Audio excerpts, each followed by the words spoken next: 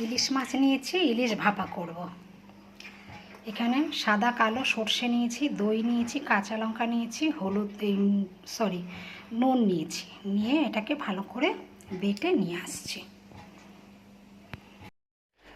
মাছটাকে নুন হলুদ মাখিয়ে রেখেছিলাম, এর মধ্যে দই, সাদা সর্ষে, কালো সর্ষে, কাঁচা লঙ্কা, নুন দিয়ে এটাকে বেটে নিয়েছি।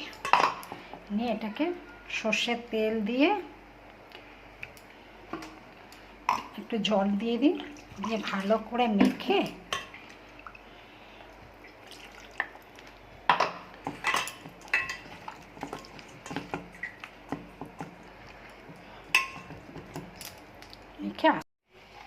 কড়াইতে তেল দিয়ে দিয়েছি।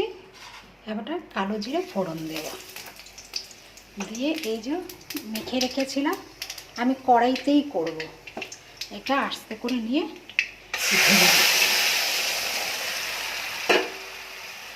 আস্তে করে নিয়ে আমার ঢেলে দিয়ে ঢাকা দিয়ে আমি করব।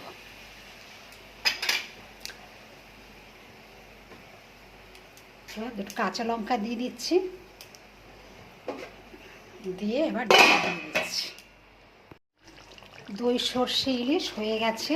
এবার সামান্য একটু কাঁচা তেল, সর্ষের তেল দিয়ে দিচ্ছি, আর হচ্ছে কাঁচা লঙ্কা দিয়ে দিচ্ছি।